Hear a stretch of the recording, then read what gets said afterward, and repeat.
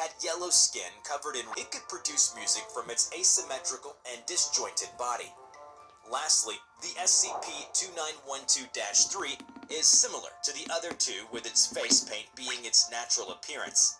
However, it can produce cream pies seemingly out of thin air. Not just that, but he vocalizes only with shriek laughter and can trigger uncontrollable laughter among the listeners that can last from 6 to 32 hours. Along with the clowns, a person of interest who calls himself Dick C. Normus, designated as POI 4569, was also found during the Foundation's raid on a fairground that had hosted Herman Fuller's Circus of the Disquieting. It was the 10th of May, 1998. The town was finally witnessing cheerful moments of relief. The carnival was all cheery, except for the abominations of Herman Fuller's Circus of the Disquieting. To Josh, it was discomforting that it was just hopeless clowns performing for the sake of money. It was not long that Josh noticed the Foundation investigators arriving at the carnival. He reached out to them and was informed about the hunt for clown breeders. Upon hearing the name, Josh turned pale. Before he could manage to collect his thoughts, one of the personnel shouted, "There! That tent!" They started running towards the tent. But what happened next made him doubt reality. The tents they were approaching started disappearing, one after another, until one last tent was remaining, in which the clowns and Dick C. Normus were found. Since then, Josh has escaped from the circus, and eventually joined the Foundation as a transferred child abduction expert 20 years later. He has been sent specifically to assist in the wake of recent disappearances of children. The disappearances started exactly 6 weeks ago, with the first child getting abducted being a 9-year-old from the Candy Carnival in West Wonderville. What started as a usual case of abduction soon spiraled into something way more sinister as it started multiplying. More and more children started disappearing from different carnivals throughout the town, with the most alarming thing being no follow-up calls to ask for any kind of ransom. The investigation was conducted by Josh. Upon questioning 4569 about his role, he revealed that he worked as what was called the clown breeder for Herman Fuller, the boss of the Circus of the Disquieting. Further investigating, Josh asked, "What is this profession about?" To which 4569 described, "Well, in the real old days, you didn't have no breeders. Back then, the best we had was child breakers." Josh shuddered at the words child breakers. 4569 seemed to notice. He grinned and continued speaking. "The good old days when people used to laugh and get entertained by the Laughing Man, Turtle Boy, hell, the Inside Out Girl are all gone now. They need designer clowns now, and I give Mr. Fuller the world-class clowns. Would you see these not-so-funny freaks? They are not even good business, let alone lucrative. These numbskulls can't even pull off a good show. But Mr. Fuller and I have decided something big for the next carnival. More young clowns fashioned our way. You will see very identical faces, sir, mostly from your own town. This carnival will be something that will..." Suddenly, a loud thud and bang were heard across the room. Josh immediately got onto his phone and connected to the personnel in charge. "Sir, the clowns have exploded on their own, and there's blood and confetti and some kind of black liquid all over their rooms." Upon hearing those words, Josh turned pale. 4569 cocked his head to one side and let out a chuckle. "Oh, look at that. What's wrong, Josh? Something's wrong. Did the clowns explode or something? What did you do to them?" By then, 4569 had turned angry and said, "You fellas forgot to milk the clowns, didn't you? Way to ruin a decade of work, you idiots." As Josh turned to leave, 4569 said to him, "Hope life outside the circus is treating you well, Josh." That last remark sent chills down Josh's bones. It seemed that his past would catch up to him wherever he goes, and haunt him forever. The matter was yet to be understood, and the subject was interviewed but failed to deliver the required information. 7 months later, on the 25th of December, the surveillance camera inside POI 4569's room recorded an unidentified individual entering the cell. It appears muscular, but further details are obscured by a cloud of smoke, which permeated the cell via the anomalous doorway. About time you got here. Is that a smile or a frown? I could never tell with you. A liability? Come on, I'm the best clown breeder you got, and Mr. Fuller knows it. And then POI 4569 was heard crying for help, but security personnel were unable to reach him in time. Soon enough, all that had become a long-forgotten memory as the cases died down once again. The crowd cheered as the mayor of Wonderville took the stage. He waited for the applause to settle down before he welcomed the people to the grand opening of a brand new chain of carnivals. In the distance appears tents of the circus with hideous clown-like figures seen laughing manically, sharpening their axes. The words are heard. The show must not stop. The clowning must go on. We will come to get you, too.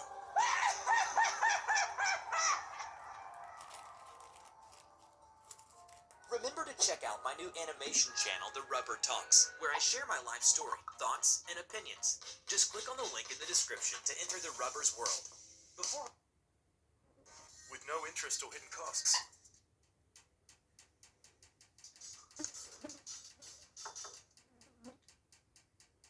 Fuck off, Edge.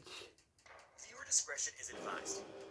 The lieutenant looked around her spacious room, yet she couldn't shake off her newfound sense of claustrophobia. She saw glimpses of melting faces on the wall, wailing at her. She looked at the dark corner, then shuddered at the image of the abomination she encountered deep under the sea, where light cannot reach. A tentacle emerging from an endless pit, dragging her down. The wall of teeth was all she could see until a brief darkness, and then another vision of hell continued to torment her. Everything was still so vivid in her mind, and in her body, something was starting to grow. Hello everybody, I'm the Rubber. Today we bring you a SCP Foundation Keter class object, SCP-835. SCP-835, also known as Expunged Data Released, appears to be a large mass of coral-like polyps. The individual polyps are larger than any known coral species. The central mass is roughly oval-shaped, with a very large polyp at each end. It is incapable of locomotion, and appears to anchor itself with the large tentacles projected from its polyps, which are also used in feeding. The tentacles are extremely strong, as they have proven to be capable of damaging steel plates.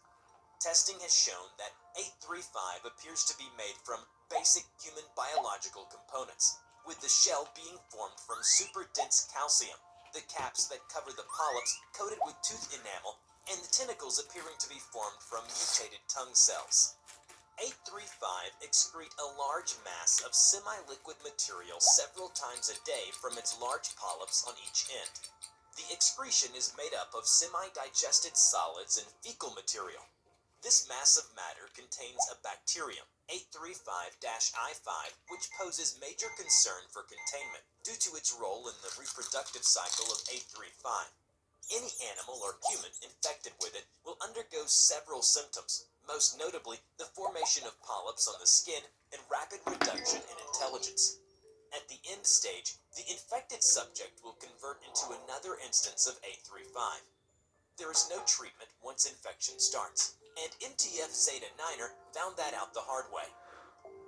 A 4-person team was dispatched to investigate 835, with Lieutenant C as the team leader. Sergeants L and M served as support, and Corporal H, a rookie who joined as an observer. They were tethered to a ship on topside with cables so they wouldn't get lost underwater. At first, 835 didn't act in a hostile manner, allowing the team to make contact without incident. A standard underwater remote vehicle, or URV, was sent to collect tissue samples of the object, while Lieutenant C and the sergeants proceeded towards what they believed to be the entrance. Corporal H remained to monitor the URV's progress. While the rest were approaching the opening, Lieutenant C heard the corporal's cry for help coming from the URV's direction. They turned around and saw Corporal H's arm was entangled by a tentacle. It was dragging him towards a mouth-like opening on Apollo. Topside tried winching in Corporal H's cable to save him, but it was no match for the tentacle's sheer strength as it began to drag him towards 835's mouth. Eventually, the cable broke, but Lieutenant C managed to grab the corporal's hand. Inch by inch, she could feel that she was losing the tug of war. "Oh God, Lieutenant, it's eating me. I don't want to die. Help me, please." As the mouth opened wider, the tentacle that came from within the irregular fleshy wall of teeth tightened around his arm, causing the corporal to break down and scream in pain. Lieutenant C shouted at him to calm down and told him that they would get him out of there. Command on topside hastily ordered the team to abort the mission and started to winch the rest of the team back up. Lieutenant quickly reached for a carabiner and hooked herself with Corporal H. Despite Command's repeated order, she wouldn't let go. Her cable pulled at her, and then she felt a jerk as the cable broke, allowing the tentacle to drag both the corporal and the lieutenant into its mouth. Her hands clawed against the hard wall of teeth and tried to grab hold of them, but to no avail. The tentacle dragged them past the teeth and let go of them as they arrived at 835's intestines. The muscles contracted around them, moving them down slowly, towards where they have no idea. They couldn't move, not even a single muscle. If it weren't for their hard suits, the compression would have crushed and flattened them into an unrecognizable mess. It was pitch black in the tube. They could only see each other's faces in the illuminated helmet and hear their own breathing over the gurgling noises. After about 24 hours, they were finally out of 835's intestines and had reached its stomach. There, the gurgling noises were louder, with the occasional crunching sounds. They turned on their flashlights, allowing Lieutenant C to notice their suits were giving out hissing sounds, and their gloves were degrading. The walls were lined with teeth and faces. Hundreds of human faces were wailing and screaming at them, begging to be killed. Upon seeing such an abomination, Lieutenant C briefly lost her composure and started firing at the heads. Corporal H shouted at her to calm down and shoved her into an opening nearby. Through it, they arrived at another hell. The faces on the walls now were filled with acid, and various rotting human parts strewn across the floor. "Come on, Lieutenant, we're almost out of here. Let's go." The corporal helped her back up on her feet as she began to faint. He spotted another opening nearby, but the flesh surrounding it had puckered up tight. They tried to pry it open, but it wouldn't budge. They figured that it was probably an exit that would take them out of 835, so they decided to wait. As they settled down, Lieutenant C noticed something about Corporal H had changed. There was a hole in the back of the corporal's leg, which was probably dissolved by the acid. She quickly put a patch on it and told him that it was nothing to worry about. But what she didn't tell him was that certain red polyps were growing all over his face, until one of the polyps burst and splattered blood all over his faceplate. He started screaming, begging Lieutenant C to kill him. Her shaking hand put the gun against his faceplate and pulled the trigger, but a single click was all she got. She had used up all her ammo on 835's faces. Suddenly, a tentacle burst out of Corporal H's face. It seized Lieutenant C immediately, but she managed to wrestle it away and push the infected corporal away from her. The tentacle wasn't as strong as the one they had encountered outside of 835. It writhed at the lieutenant as it started to melt. By then, what was once the corporal has taken on a grotesque form. The tentacle was writhing around the polyp, which had occupied a huge portion of his face. Still, he struggled to maintain his humanity, and his intelligence was declining rapidly. At last, he mustered up what's left of his sanity. He smiled and said, "I love you." Lieutenant C screamed, and then forcefully ejected out of 835 along with its digested matter. She was retrieved back to the ship, but it didn't end there. When she got back, she realized that her suit was breached. Nobody noticed until she was in her room and saw the polyps started to grow all over her. She was infected. She locked her room, and in her report, she requested command to leave her and evacuate the ship, abandon it on top of the insertion site, so she can sync with it and be together with Corporal H. He would have liked it that way, she thought. One last act of intimacy, why not? And went to sleep, before she would become another instance of 835, a fate worse than death. Remember to check out my new animation channel, The Rubber Talks, where I share my life story, thoughts, and opinions. Just click on the link in the description to enter the Rubber's world. Before we end this video, we are proud to present these incredible... Oh, yeah. Viewer discretion is advised. Heather was feeling uneasy. It was supposed to be a lively party, but her friends had been disappearing one by one as the party went on. None of them had any idea where the others had gone to. As she walked back into the living room, all her friends were now present, except that they were all dead. Their throats slashed, bodies bleeding heavily. A man in white overalls with his face covered in dirty burlap sack suddenly appeared at the other side of the room. Heather wanted to scream, but she knew that if she did, she would end up like her friends. Hello everybody, I'm the Rubber. Today, we bring you a SCP Foundation Safe Class Object, SCP-5733.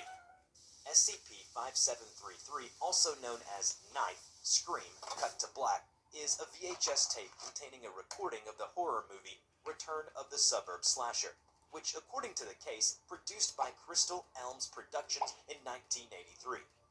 The plot follows protagonist Heather Campbell preparing to host a party at her family's residence whilst her parents are away.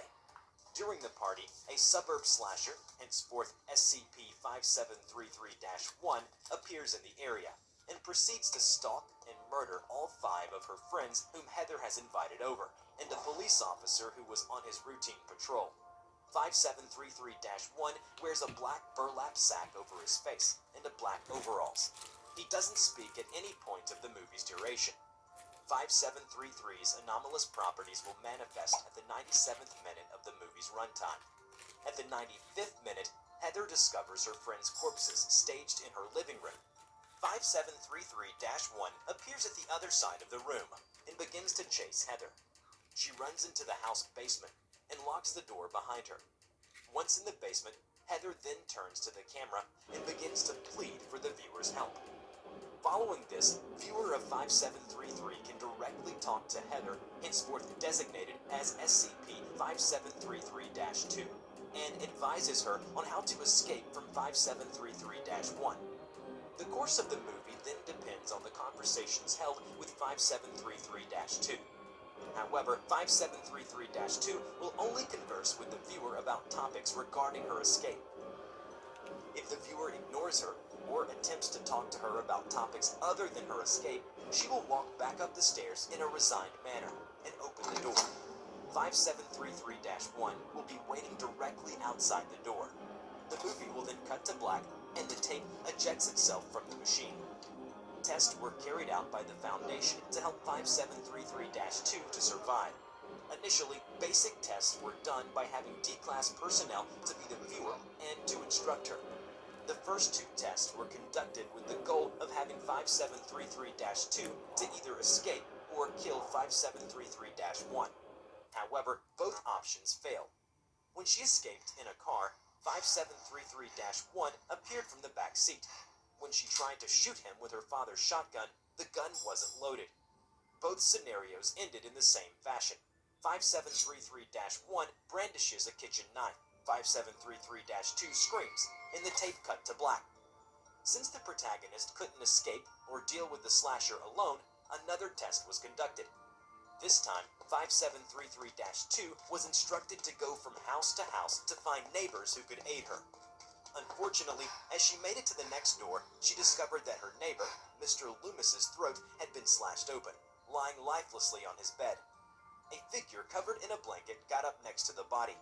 It was revealed to be 5733-1. Upon seeing the kitchen knife, 5733-2 screamed, and the tape cut to black. If her neighbor couldn't help, what about the Foundation? 5733-2 was given a covert Foundation phone number in operation in the year 1983, and was told to reach her phone and dial it To no avail, the phone was destroyed, and a note, written in what appeared to be blood, had been impaled into the phone with a kitchen knife. On the note, it said, "The only foundation here is fear." Immediately, 5733-1 appeared behind 5733-2 and brandished another kitchen knife. She turned around and screamed. The tape cut to black. Next, 2 agents were assigned to teach her fighting techniques. 5733-2 emerged from the basement and made her way to the house front door, where she was confronted by 5733-1. Using the combat techniques the agent had taught her, she successfully knocked 5733-1 to the floor. She then picked up a candlestick from the dining room table and prepared to attack him. Before she could finish him off, another instance of 5733-1 leaped at her from behind, and the tape cut to black seconds before contact was made. The Foundation then thought perhaps bending the genre of the movie might work, and so the Foundation assigned an expert in thaumaturgy to teach 5733-2 offensive and defensive spells against 5733-1.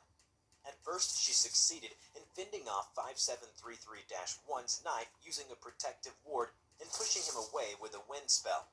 However, as she attempted to run away, 5733-1 casted a freeze spell on her. 5733-2 tried to scream, but she couldn't. As 5733-1 was about to stab her, the tape cut to black. After the test, it was reported that certain psychological trauma was experienced by the subjects after viewing 5733, as well as heightened anxiety whenever the protagonist is facing off the slasher. The lead researcher, Dr. Carpenter, then decided to conduct the final test, with himself as the viewer. Following his instructions, as 5733-2 successfully cleared the vicinity of her residence, as she ran down the street, she heard a noise coming from her house. She turned around and saw 5733-1 had busted out of the door of her house, but he only stood there. She ran for 20 minutes and stopped to take a breath. By that point, she noticed that both sides of the road were surrounded by nothing but darkness. She was instructed to continue walking, and eventually she saw lights up ahead. Rejoiced, she rushed forward and shouted for help. When she arrived, her heart sank as her steps slowed down. She recognized that place. It was the same area where she lives. 5733-1 was still at her door. He walked towards her. As 5733-1 brandished his knife, Dr. Carpenter immediately yelled at her to attack his face, which she did so after dodging his slash, ripping the burlap sack covering 5733-1's face. Dr. Carpenter then instructed her to stab 5733-1's legs, which crippled his movement. As Dr. Carpenter gave his next instruction, he suddenly felt anxious and had a feeling that 5733-1 would dodge the next action. Dr. Carpenter said, "Heather, kill him." 5733-2 rushed forward with both hands gripping the shears in an attempt to push it against 5733-1's heart. Dr. Carpenter didn't instruct her on how to kill 5733-1, as he had simply told her to kill him. Yet, she had done exactly what Dr. Carpenter had in mind, and 5733-1 managed to dodge her attack just as well. 5733-1 grabbed the shears from her and pushed her to the ground. Dr. Carpenter realized what those reports of anxiety were about. 5733 will read their minds and use the information against their desired outcome. As the camera tilted up from the ground to 5733-1's face, Dr. Carpenter approaches the television screen, staring at 5733-1. With the sack damaged, his face can be seen, staring straight at the camera. 5733-1 looks exactly the same to Dr. Carpenter. Shocked, Dr. Carpenter slowly moved away from the screen, and the camera zoomed out as if mimicking his movement. 5733-1 moved towards 5733-2 with the shears held above him. She screamed, and before the shears made contact, the tape cut to black. Remember to check out my new animation channel, The Rubber Talks, where I share my life story, thoughts, and opinions. Just click on the link in the description to enter the Rubber's world. Before we end this video, we are proud to present these incredible discretion is advised. In a world where humans are bound by gravity and laws of physics, except for one entity. "'Tis I, the Moon Champion," it declared. "It has come from one mission, but it was not the tanks and soldiers surrounding it. Fire! Hail of bullets and rockets rain upon it. However, still it stands. How dare you? Get out of my way!" It rushes upon the men, grabbing one of the tanks and swinging them over and over again. At last, the men fall. "For justice, I will stop anyone." But the target of his mission still stands. And you... Hello everybody, I'm the Rubber. Today, we bring you a SCP Foundation Keter Class Object SCP-1233. SCP-1233, also known as the Lunatic, is a humanoid entity of unknown composition, which resembles an individual wearing a spacesuit with opaque visor and an extravehicular propulsion jetpack attached on its back. It also self-declared the Moon Champion. 1233's suit has shown durability far exceeding that of a standard spacesuit, despite sharing an identical appearance. It can withstand small arms as well as anti-tank munitions. The jetpack, while ostensibly designed to be practical only in low-gravity orbital conditions and powered by compressed nitrogen, instead appears to utilize some form of anomalously high-powered rocket propulsion system. While being propelled at high speed, 1233 can alter his trajectory in any direction without slowing down. Aside from its equipment, 1233's physical strength is correspondingly anomalous. It has demonstrated the ability to lift and throw objects weighing up to 65,000 kilograms, and can do so repeatedly without showing signs of fatigue. 1233's behavior is erratic, unpredictable, somewhat destructive, yet cordial at times. As for its speech, 1233 talks in a grandiose manner, and has a somewhat declamatory male voice, and it does so through a loudspeaker installed in its suit. The following are typical examples of 1233's behavior during his appearances on Earth. He would wander into traffic, which has resulted in lethal collisions due to its lack of awareness to the concept of car traffic and its anomalous properties. He has also challenged a fire hydrant to a single combat, which it then destroyed with a single punch. "Ha! You're no match for me, for I am the Moon Champion. I must be away, for I sense a greater danger elsewhere." Sometimes it would interact with the local populace. "Why, thank you, Lord President of..." Through the roof and launched itself to space with incredible velocity and back onto the moon. Soon, an incident would bring 1233 back to Earth. An evil robot has wreaked havoc in Site-109 under the manipulation of an imposter of SCP-049, the Plague Doctor. Upon sensing evil, the Moon Champion immediately crash-landed into Site-109 through the roof. However, the damage it caused didn't make much difference to the site that was already in shambles. An army of zombies appeared in front of it. As 1233 took a fighting stance, 049, the real Plague Doctor, pushed its way through the zombies and greeted the Moon Champion. "At ease, my friend. These are my creations. There is a greater pestilence lurking about." As 1233 eased itself, a voice from high above the sky boomed at them. It was the evil robot, descending towards them at high speed. "Exterminate. Destroy." With one look at the robot, the Moon Champion grabbed the Plague Doctor, initiated its jetpack, and said, "Both you and your minions, hang on tight. Together, victory shall be ours." With that, 1233 launched into the sky, along with the Plague Doctor and its countless zombie creations all hanging on behind it, forming a great chain of zombies as the Moon Champion rocketed into the sky. They were in microgravity as they flew closer to the evil robot. With its anomalous strength, the Moon Champion swung the chain of zombies by the Plague Doctor's ankles as hard as he could, each link in the chain grabbing onto the next in the same fashion. "Take this, the whip of justice!" The chain of zombies crashed against the metal exterior of the robot. It staggered the robot, as its armor started to crack. The Plague Doctor took out his tools from his coat and said to the Moon Champion, "Get me closer to it, Moon Man. I think I can fix this pestilence. The Moon Champion grabbed onto the Plague Doctor's coat and launched it towards the robot. But they were too slow, as the robot unleashed rays of superheated laser beams upon its enemies. The Plague Doctor was hit before it could get to the robot. No! Moon Champion grabbed the Plague Doctor before it could fall back to the earth. I'm fine, my friend. It merely grazed my... Its fist hit the robot's head with enough force to shatter it in half, sending fragments falling into the Earth's atmosphere in cinders. A second blow followed, sending the evil robot shooting across the vacuum and towards the moon.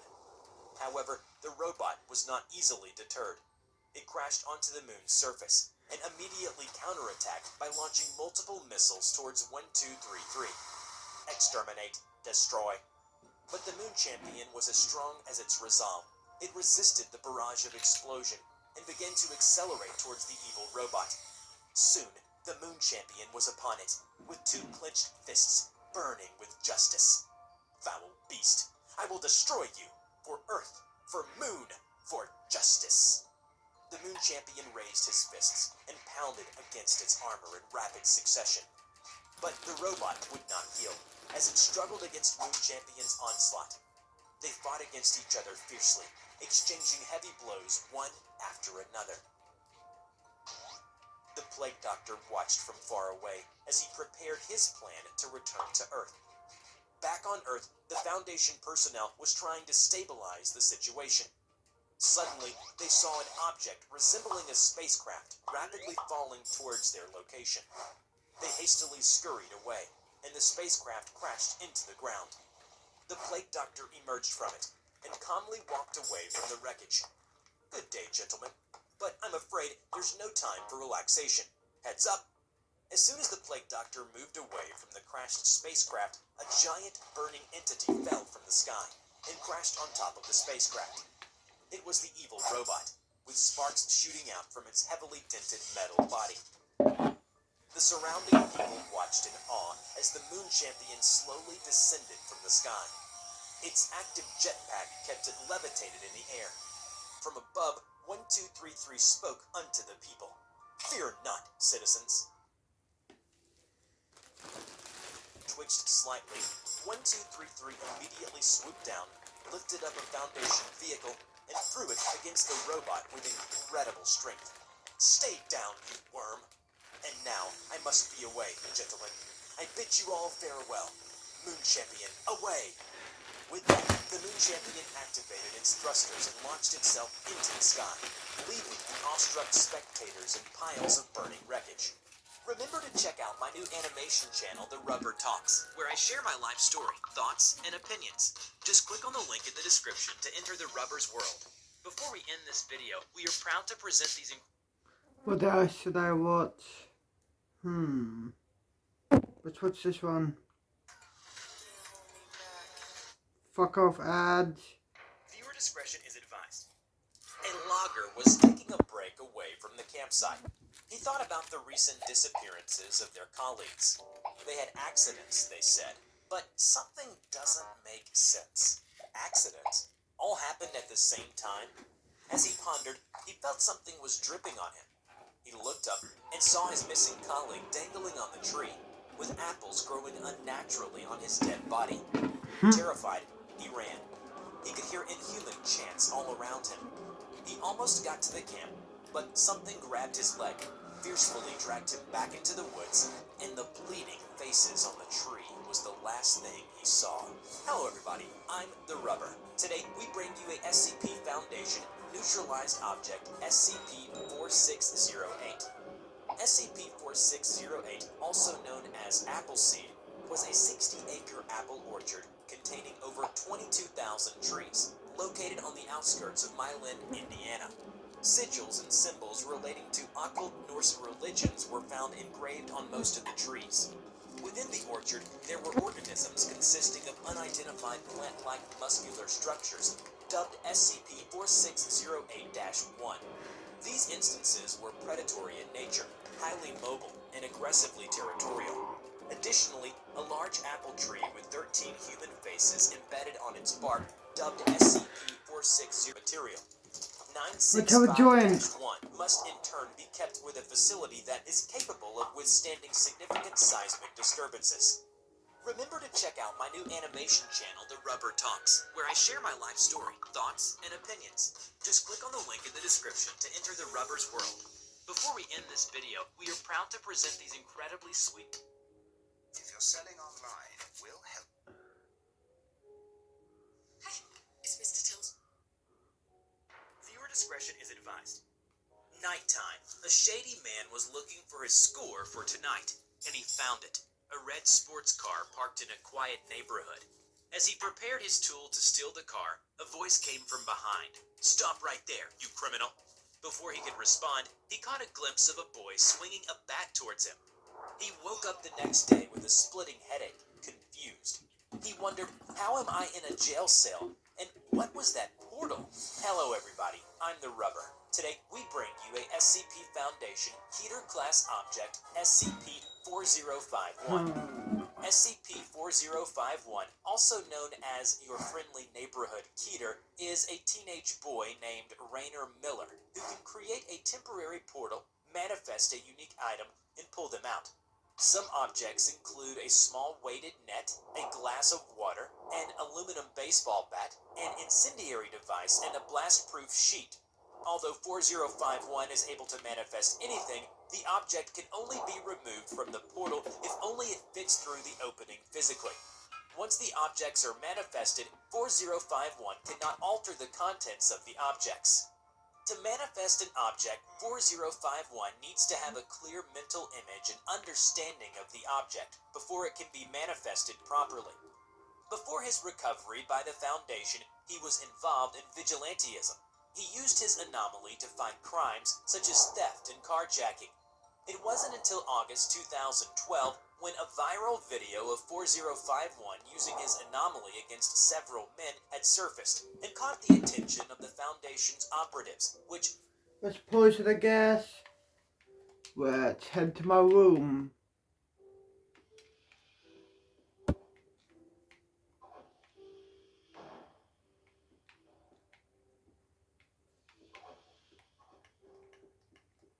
Great. Another day at SCP Foundation.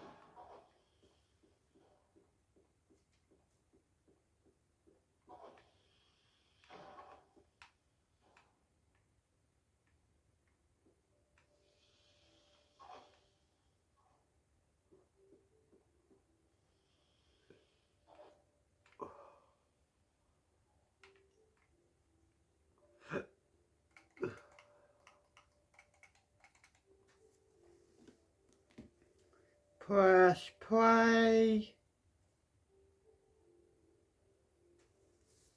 Which led to a successful retrieval mission.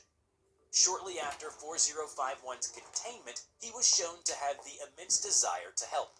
To utilize this, the Foundation sent him on a mission. It was a joint operation between MTF Psi 7, MTF Sigma 3, and 4051.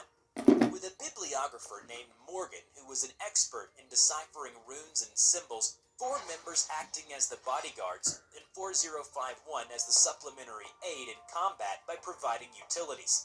The mission was to investigate a building of confirmed anomalous activity in Chicago. It was suspected of being a point of interdimensional travel. The team moved into the building quickly and carefully. While sweeping the rooms, they came across symbols on the walls. On the surface level, the symbols were actually runes designed to make the building appear unremarkable and to misdirect common people to look away from the building. As they moved deeper down, they found more symbols that are meant to either harm or boost physical capabilities. They cleared the floor. As they were preparing to regroup, they heard shuffling sounds coming from the second sub-level. The team tensed up and approached further down with their fingers ready on the trigger. It was dark, no visual confirmation of any entity.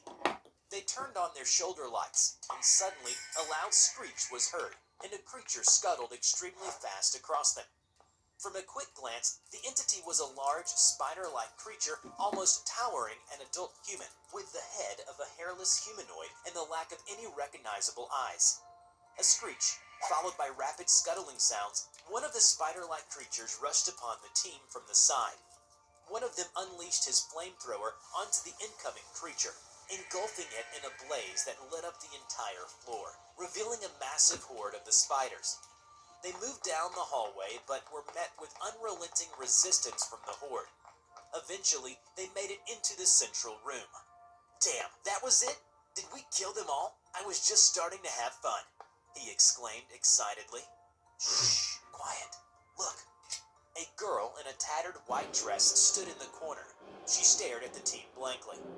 As a team member approached her, she emitted a loud screech, same as the spiders they encountered earlier.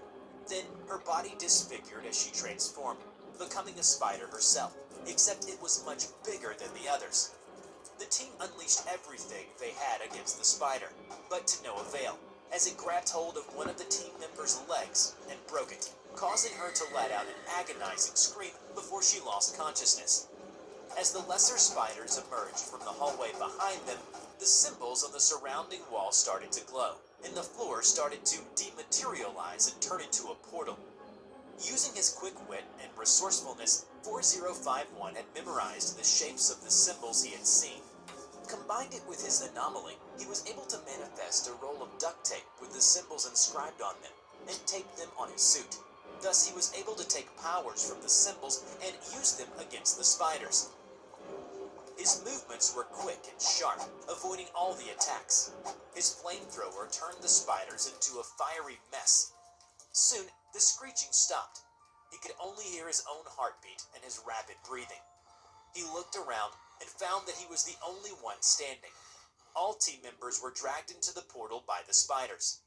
The unbearable silence felt heavier than his flamethrower, and the room was filled with the smell of burnt flesh. 4051 jumped when his headset beeped in his ear. It was the command. He was ordered to abort the mission. 4051 looked at the swirling portal, a dark tunnel with dirty brick walls on the other side. He said, "Listen, I'm going in. That's what a hero does, right? He disobeys his superiors to save the day."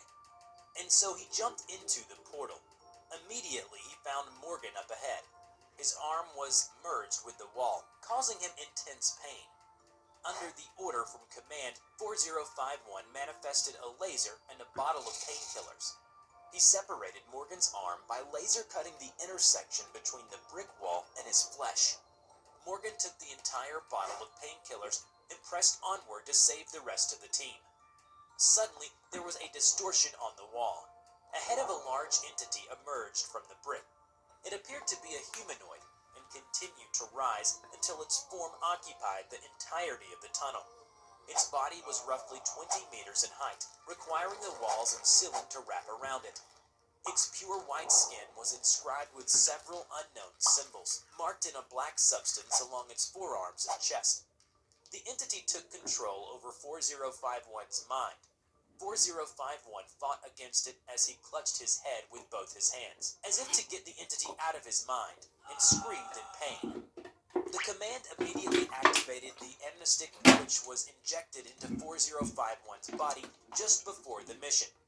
It rendered him unconscious, but not for long, as he immediately stood back up and began to run down the tunnel. "Get out of my head! Get out of my head!" he screamed as he ran.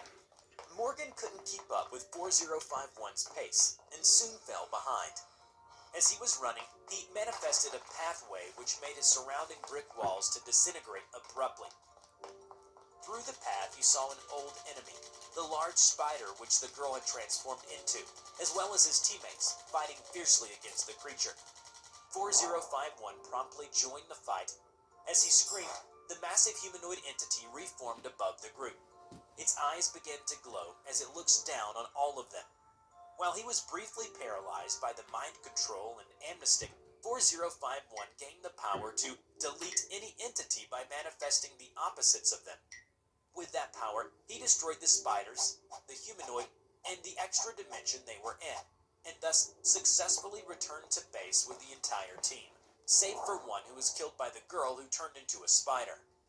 However, back in his containment cell, the Foundation had decided that 4051 was to be detained, as he was deemed to be an enormous threat to the Foundation and the world due to his newfound power.